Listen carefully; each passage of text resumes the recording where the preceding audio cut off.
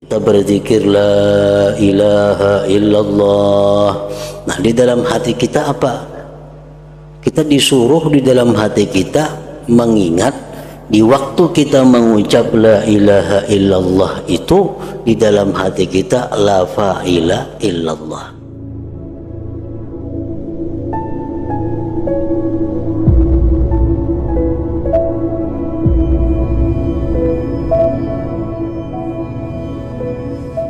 Bismillahirrahmanirrahim.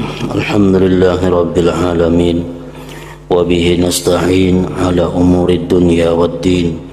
Wassalatu wassalam ala ashrafil anbiya wal mursalin Sayyidina maulana Muhammadin wa ala alihi wa sahbihi ajma'in.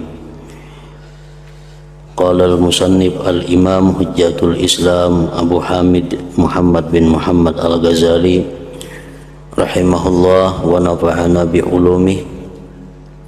Thumma nzur kayfa khalaqallahu ta'ala alatin litahrikil izam wa hiya al-'adalat fa khalaqa fi badanil insan 500 'adalatin wa 29 'adalah wal 'adalatu murakkabatun min lahmin wa hasbin wa ribatin wa agsyiyah وهي مختلفة المقادير والأشكال بحسب اختلاف مواضعها وقدر حاجاتها.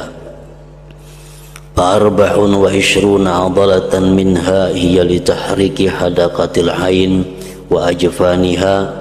لو نقصت واحدة من جملتها اختل أمر العين. وهكذا لكل عضو عضلات بعدد مخصوص وقدر مخصوص. وأمر الأعصاب والعروق والأوردة والشرايين وعددها ومنابتها ونشعابتها أعجب من هذا كله وشرحه يطول. فللفكر مجال بأحد هذه الأجزاء ثم بأحد هذه الأعضاء ثم بجملة البدن. فكل ذلك نظر إلى عجائب أجسام البدن وعجائب المعاني والصفات التي لا تدرك بحواس أعظم إلى آخر. Makna daripada kalam Al-Imam Hujjatul Islam Al-Ghazali rahimahullah wa nafa'ana bi ulumih. Kemudian pikirkanlah, renungkanlah bagaimana Allah Ta'ala menciptakan alat-alat untuk menggerakkan tulang-tulang.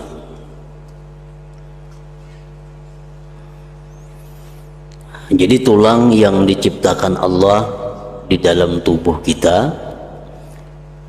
itu bukan mati, artinya kaku, tetapi tulang-tulang itu dia bergerak, digerakkan oleh alat-alat, yaitu namanya adalah utut-utut. Nah, jadi Allah menciptakan utut-utut yang ada di tubuh kita itu untuk menggerakkan tulang-tulang, sehingga kita bisa berbungkuk, sehingga kita bisa memiringkan badan ke kiri ke kanan. Itu adalah akibat daripada gerakan utut-utut tadi, yang mana menjadi alat untuk menggerakkan tulang-tulang yang ada di dalam tubuh. Maka dia Allah Subhanahu wa Ta'ala menciptakan dalam badan manusia 529 utut.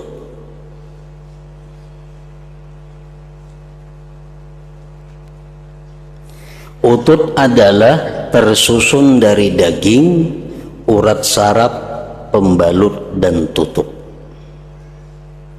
Dan ia bermacam-macam ukuran-ukuran dan bentuk-bentuknya menurut perbedaan tempatnya dan kadar keperluannya. Kita disuruh merenungi, mendalami pemikiran bagaimana Allah Subhanahu wa Ta'ala menciptakan utut-utut di dalam tubuh kita yang berfungsi untuk menggerakkan tulang-tulang yang ada di dalam badan kita itu.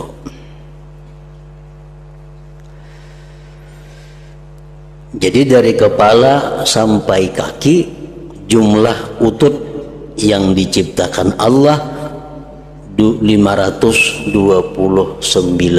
utut.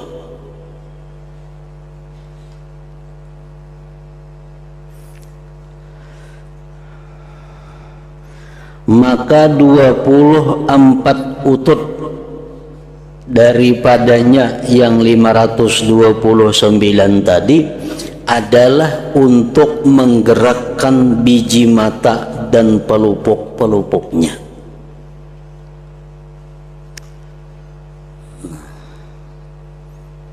Jadi mata kita yang bisa bergerak ke kiri, ke atas, ke kanan, ke belakang, itu digerakkan oleh utut-utut yang berjumlah 24 utut. Jikalau kurang satu utut dari keseluruhannya, niscaya cedera urusan mata. Andai kata kurang daripada 24 utut, maka mata kita ini kada sesuai lagi gerakannya daripada yang semestinya. Bisa kita jangan ke kanan, matanya ke kiri. Apabila utut-ututnya itu sudah kada pas lagi daripada 24 utut yang menggerakkan biji mata dan pelupuk-pelupuknya itu.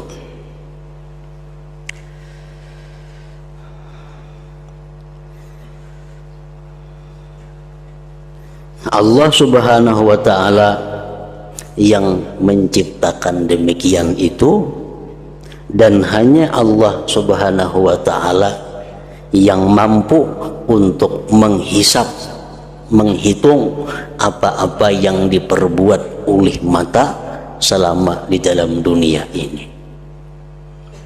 Nah, kita sendiri kadang-kadang menghitung berapa mata kita ini bergerak seharinya, ke kanan, ke kiri, ke atas, ke bawah,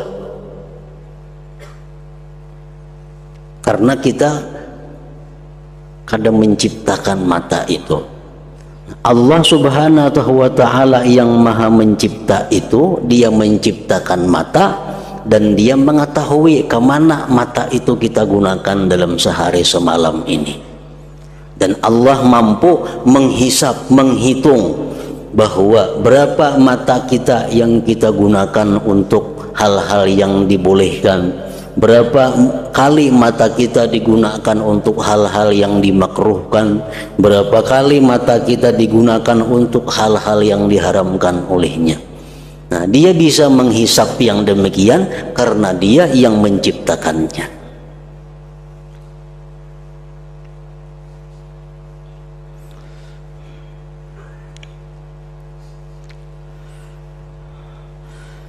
Demikianlah bagi setiap anggota badan mempunyai utut-utut dengan bilangan tertentu dan kadar yang tertentu.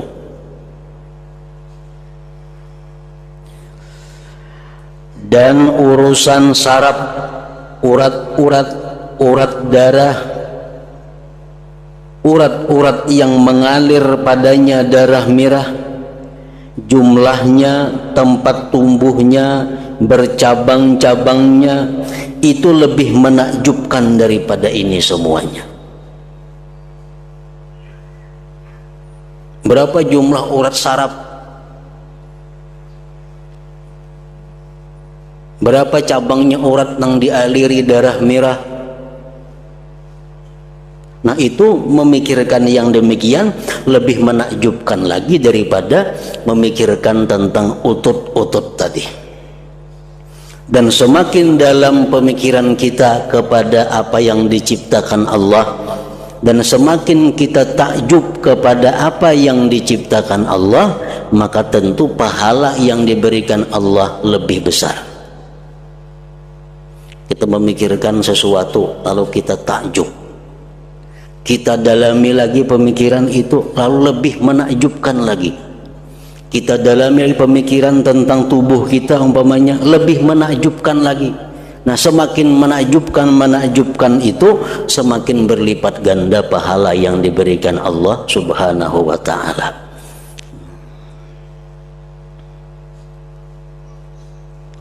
Dan penjelasannya panjang.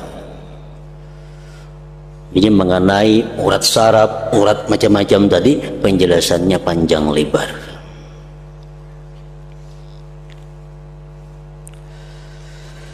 Maka bagi pikiran, bagi perenungan, ada jalan pada masing-masing bagian-bagian ini. Artinya kalau kita mau tafakkur, kalau kita mau merenungi, maka di dalam tubuh kita ini banyak jalan untuk ditafakuri. Asalkan kita ada kemauan untuk merenung, maka di dalam tubuh kita banyak jalan untuk mendapatkan renungan-renungan itu. Nah, maka bagi pikiran ada jalan pada masing-masing bagian-bagian ini. Kemudian pada keseluruhan badan, maka semua yang demikian itu adalah pemikiran pada keajaiban-keajaiban bentuk-bentuk badan dan keajaiban-keajaiban ma'ani, makna-makna dan sifat-sifat yang tidak dapat diketahui dengan panca indera, itu lebih menakjubkan lagi. Jadi di dalam tubuh kita ini ciptaan-ciptaan Allah yang dapat dilihat dengan panca indera itu sudah menakjubkan. Tetapi yang kada bisa dilihat dengan panca indera namun dirasakan itu ada, itu lebih menakjubkan lagi.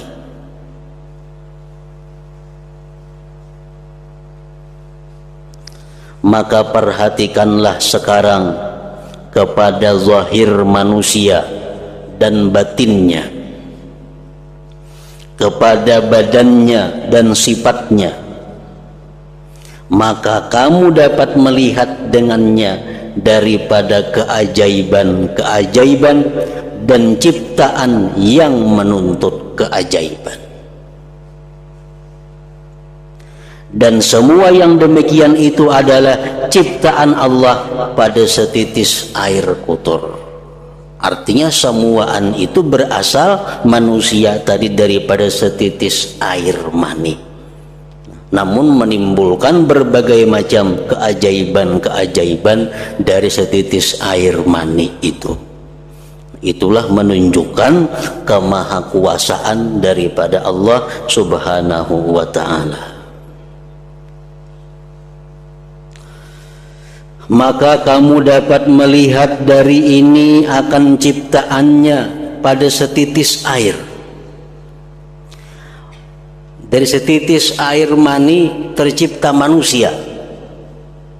Nah, kita bisa menyaksikan itu. Maka apa ciptaannya Allah pada kerajaan langit dan bintang-bintangnya? Dan apa hikmah pada tempat-tempatnya? Matahari diletakkan di sini, bintang-bintang diletakkan di sini. Semuaan itu ada mengandung rahasia dan hikmah dari Allah Subhanahu wa ta'ala. Bentuk-bentuknya, ukuran-ukurannya, bilangan-bilangannya, berkumpul sebagiannya, berpisah sebagiannya, berbeda-beda rupa-rupanya, dan berlainan timur dan baratnya.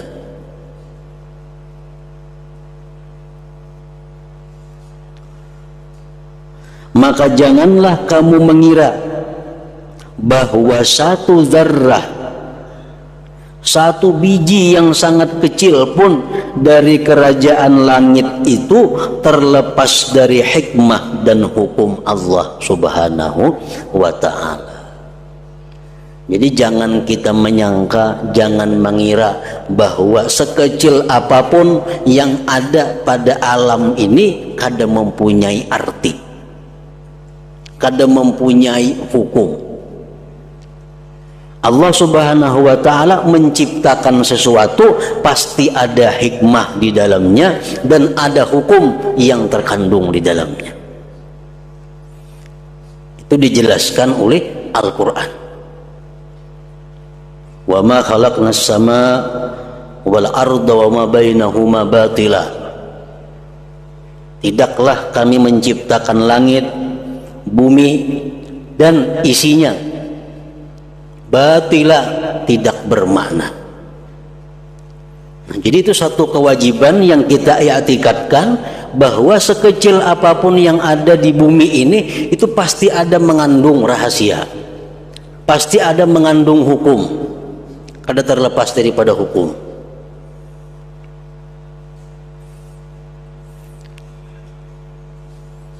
Misal di dalam tubuh kita, di dalam tubuh kita ini ada kuku. Imam Al-Ghazali mengatakan dalam kitab beliau, apa hikmahnya Allah Subhanahu wa ta'ala menciptakan kuku,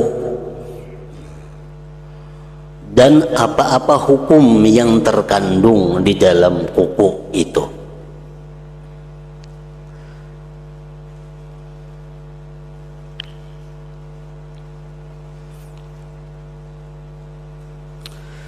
Pertama, ujar Sidin menyebutkan kuku itu hikmahnya adalah lizina, untuk perhiasan.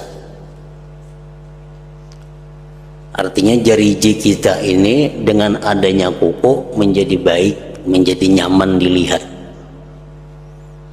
Coba kita bayangkan menjariji kita kada bakuku bulat, baiklah. Jadi Allah mengolahkan kuku ini, satu hikmah kegunaannya adalah untuk zina, perhiasan. Yang kedua, ujar Sidin, hikmahnya kuku itu diciptakan oleh Allah lil aimat, untuk menahan daging. Kan jariji ini daging kalau ujungnya ini, nah, amun kada ada kukunya lama kada ada penahannya.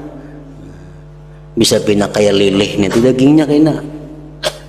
Jadi adanya kuku ini semacam penguat bagi daging yang ada di ujung jariji ini.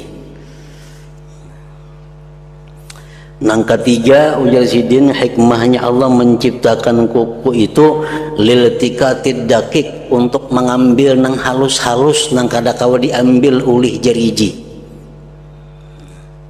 Menguit-nguit nang apakah mun kada kuku saling ngalihan tuh. Tapi karena ada kuku, kalau nyaman menguit.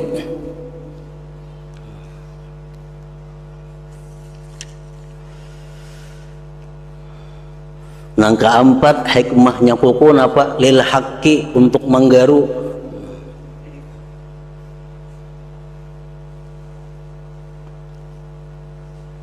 Nah, hanya 4 nang diketahui. Mungkin ribuan lagi ada hikmahnya yang kita kada tahu. Apa Allah Subhanahu wa ta'ala itu menciptakan kuku manusia ini. Nah, jadi setiap sesuatu itu ada hikmah dan ada hukum. Lalu apa hukum yang terkandung dengan urusan kuku ini? Pertama, kuku itu sunat dipotong selambat-lambatnya dalam 40 hari sekali. Nah, ada hukumnya. Yang kedua, hukum yang berkaitan dengan kuku, kalau kita bersentuhan dengan lawan jenis tapi yang bersentuhan itu kuku, kada batal wudunya. Allah.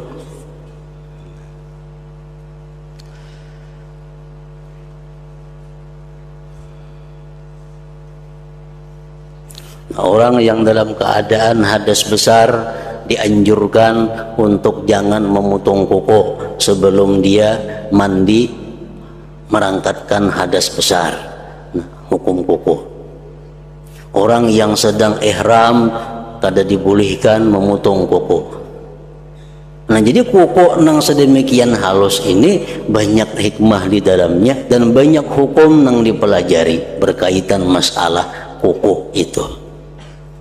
Makanya tadi Allah Subhanahu wa ta'ala tidak menjadikan langit, bumi dan isinya ini sia-sia. Semuaan di dalamnya ada hikmah dan ada hukum. Itu contoh yang ada di badan kita. Kemudian lagi contoh yang di luar badan kita macam kerikil, batu halus. Kegunaan batu halus sudah nyata banyak kita ketahui, sagan itu, sagan ini, sagan ini. Allah ciptakan batu nang halus kerikil. Nah, dari batu kerikil itu banyak timbul hukum. Satu, dari batu kerikil itu timbul hukum istinja. Istinja itu sah dengan 3 biji batu. Yang kedua, orang melontar jamrah tidak sah kalau tidak dengan batu. Orang melontar jamrah kada sah bila kada lawan batu. Yang ketiga, contohnya lagi hukum yang berkaitan dengan batu itu, orang yang melakukan perzinahan dia akan dirajam, dilimpari dengan batu. Batu-batu yang ada di tanah haram kada boleh dibawa ke tanah halal. Nah, itu hukum-hukum yang berkaitan dengan batu. Walhasil semua yang diciptakan Allah itu pasti ada Allah mengulhakan hukum-hukumnya, dan Allah menyimpan rahasia-rahasia kegunaan-kegunaan yang ada di dalam ciptaannya tadi. Makanya kita dianjurkan setiap kali kita melihat sesuatu yang diciptakan oleh Allah Subhanahu wa ta'ala, kita diperintahkan, dianjurkan untuk mengatakan sekurang-kurangnya di dalam hati kita, Rabbana ma khalaqta hadza batila subhanaka faqina adzabannar. Rabbana ma khalaqta hadza batila subhanaka faqina adzabannar. Melihat nang apa nang pina aneh-aneh, melihat nang pina ganjil-ganjil, melihat nang pina kecil kada ada manfaatnya menurut penglihatan kita, tapi kita disuruh mengata Rabbana ma khalaqta hadza batila subhanaka faqina adzabannar. Rabbana, hai Tuhan kami, ma khalaqta hadza batila, tidaklah engkau menciptakan ini sia-sia. Pasti ada hikmahnya, pasti ada hukumnya. Subhanaka, maha suci engkau daripada memperbuat sesuatu yang sia-sia. Maha suci engkau daripada menciptakan sesuatu yang tidak mengandung manfaat, tidak mengandung hikmah. Faqina adzabannar, maka hindarkanlah kami daripada azab neraka. Melihat di tubuh kita umpamanya hal-hal yang kadang menyenangkan kita, melihat bisul di awak kita sakit dan kada baik, tapi hendaknya kita tetap mengucapkan Rabbana ma khalaqta hadza batila, wahai Tuhan engkau tidak sia-sia menciptakan bisulnya, pasti ada rahasianya nang apa.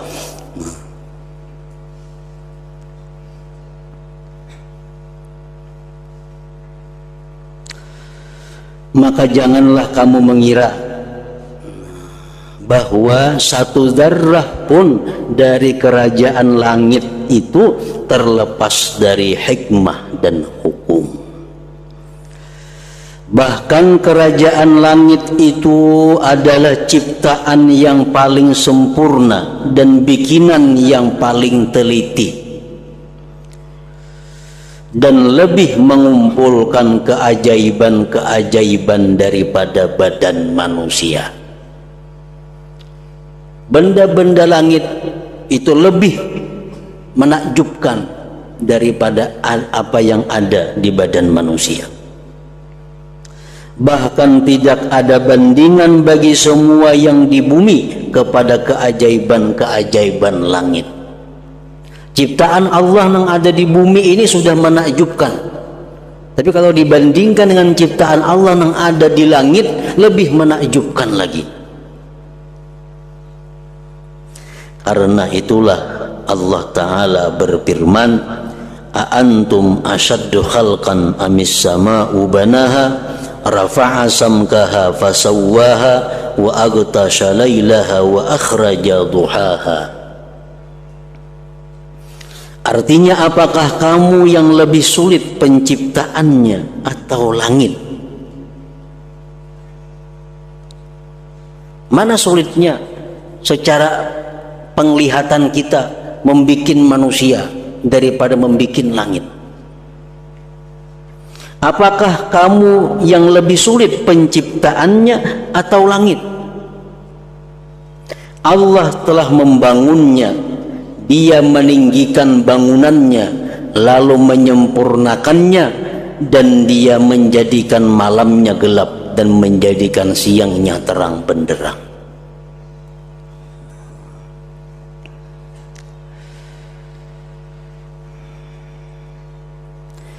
Maka kembalilah sekarang kepada air mani tadi, dan pikirkanlah, renungkanlah keadaannya pertama-tama.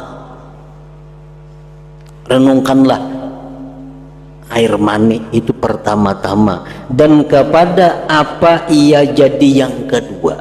Segumpal darah jadi segumpal daging, berbentuk macam manusia, ditiupkan roh.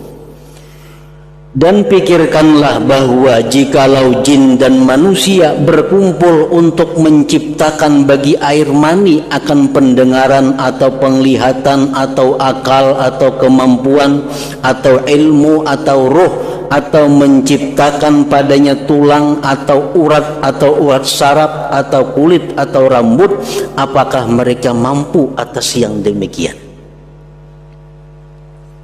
Unjuk air mani, suruh manusia-manusia yang paling pintar berkumpul, jin-jin yang paling pintar berkumpul. Nah, ini air mani ulah akan masuk jadi rambut macam apa?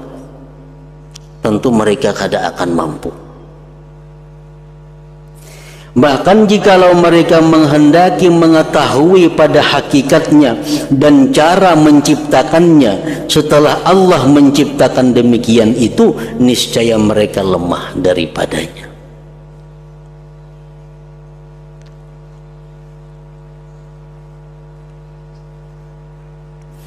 Maka yang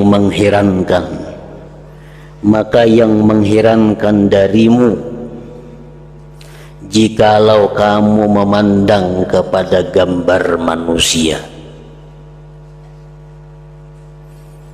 Yang aneh jika kamu memandang kepada gambar manusia yang digambar di atas dinding, yang dikerjakan dengan teliti oleh pelukis dalam menggambarnya, sehingga yang demikian itu gambar tadi mendekati kepada bentuk manusia, dan orang yang memandang kepada gambar tadi berkata seolah-olah itu adalah manusia.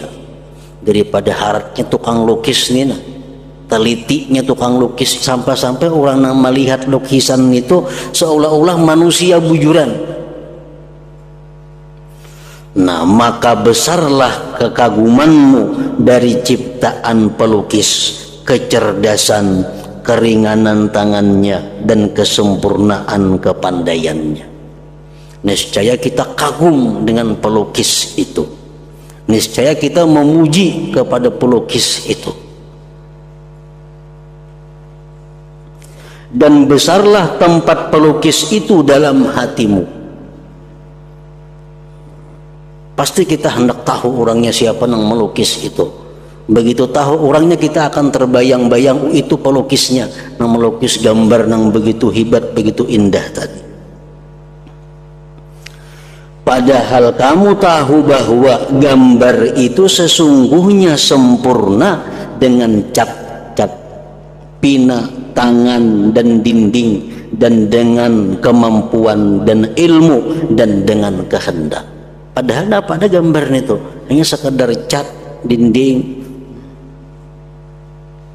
Dan sesuatu dari demikian itu tidak dari perbuatan pelukis dan ciptaannya. Padahal pelukis itu meniru manusia benar, menggambar manusia, bukan menggambar saurang kada, bukan dapat saurang kada, mencontoh manusia.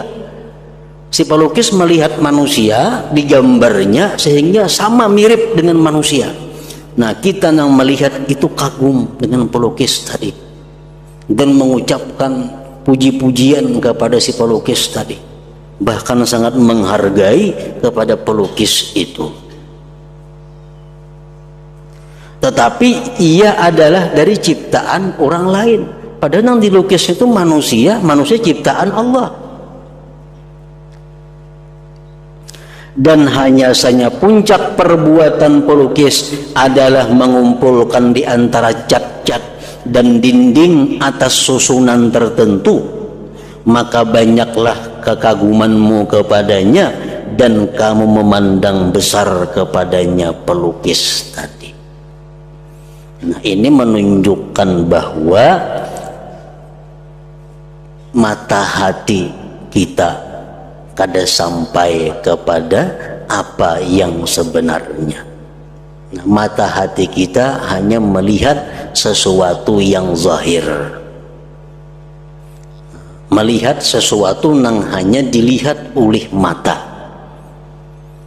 Padahal ajaran Allah Subhanahu wa ta'ala menghendaki, ajaran Allah memerintahkan agar kita melihat sesuatu yang ajaib, sesuatu yang mengagumkan, bahwa kita itu kembali kepada Allah Subhanahu wa ta'ala, Sang Maha Pencipta yang sebenarnya. Nah, itu yang dikehendaki Allah.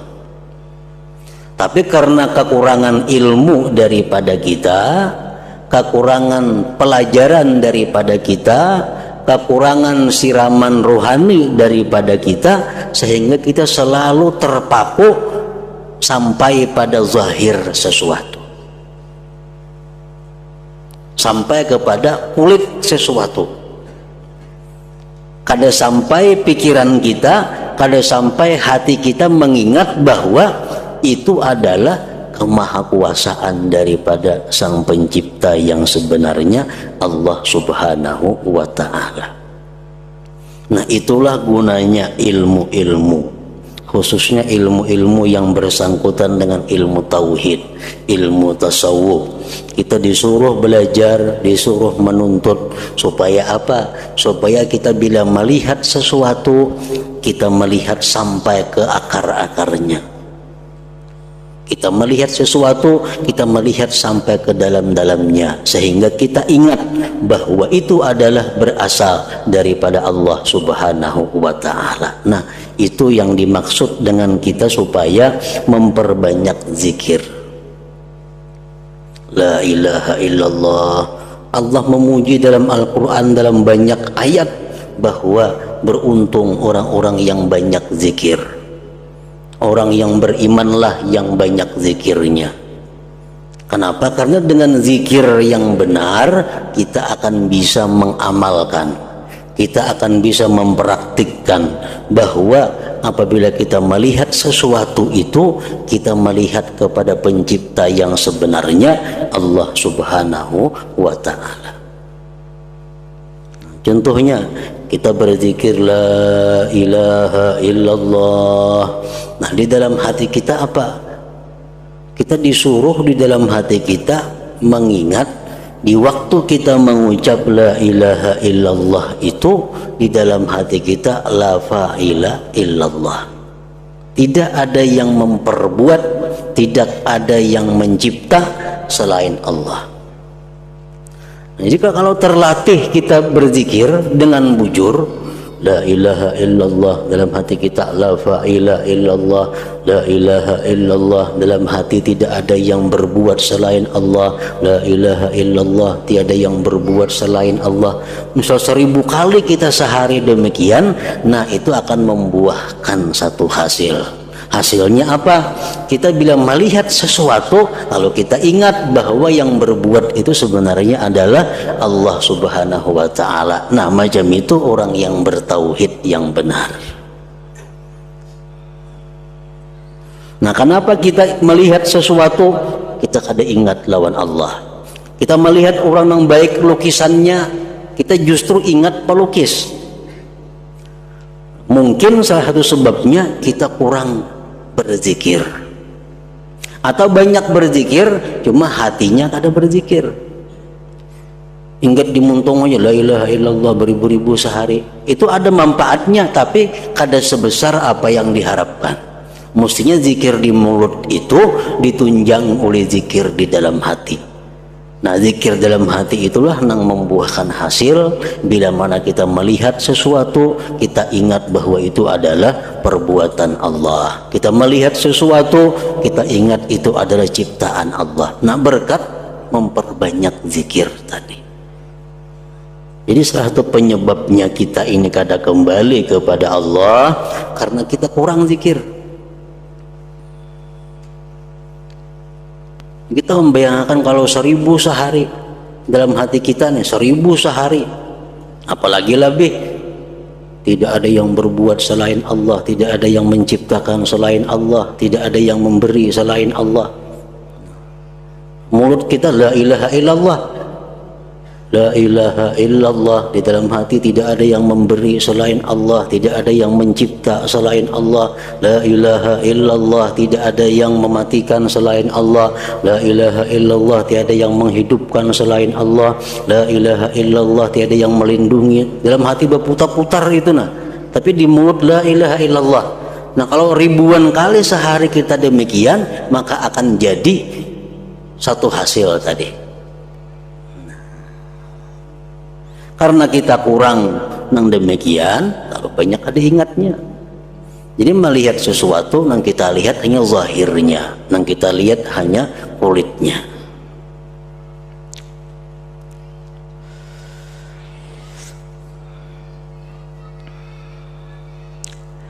Dan kamu melihat air mani yang kotor itu semula tidak ada.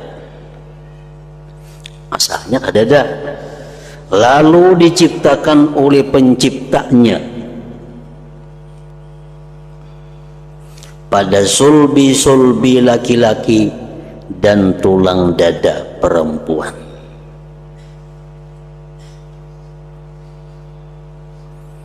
Falyanzuril insanu mimma khuliqa mimma indafiq yakhruju min bainis sulbi wat taraib.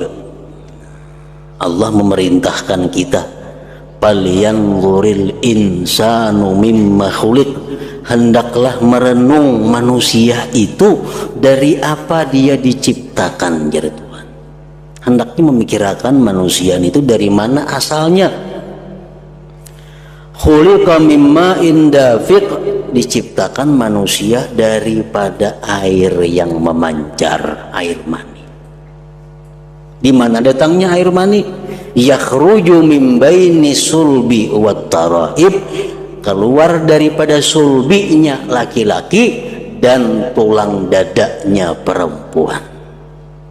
Jadi air mani laki-laki itu letaknya di sulbi, sedangkan air mani perempuan itu letaknya di taraib, di tulang dadanya. Nah, oleh karena itu ujar para ulama, perempuan itu, ibu-ibu itu lebih sayang kepada anak daripada bapaknya. Kenapa? Karena air mani perempuan itu di dada, parak lawan hati hendaknya, sedangkan air mani laki-laki di sulbi, jauh menduakilan pada hati.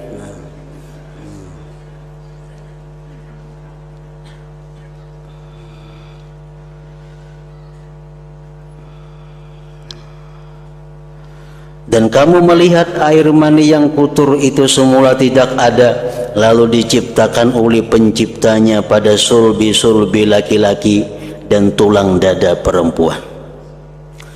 Kemudian dia mengeluarkannya daripadanya dan membentuknya, maka dia membaguskan pembentukannya dan dia menentukannya, maka dia membaguskan penentuannya dan pemberian rupanya. Jadi manusia, bagaimanapun jeleknya manusia itu sudah lebih baik daripada hewan-hewan yang lainnya. Manusia bagian daripada hewan, manusia bagian daripada binatang. Paling bungas binatang manusia.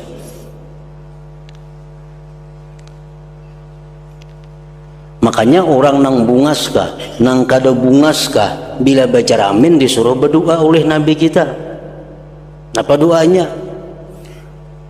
Nang bungas, napa doanya? Allahumma kama hassanta khalqi, ya Allah sebagaimana engkau bungaskan aku. Nang kada bungas pang sama, Allahumma kama hassanta khalqi, ya Allah sebagaimana engkau bungaskan ciptaanku. Kenapa? Karena sejelek-jelek manusia lebih baik daripada, lebih bungas daripada binatang-binatang yang lainnya. Karena manusia adalah jenis daripada hewan.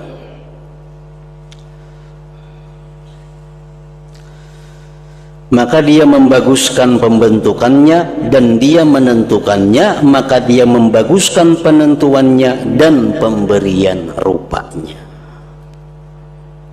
Nah, ingat situ, dan dia membagi bagiannya yang menyerupai kepada bagian-bagian yang bermacam-macam.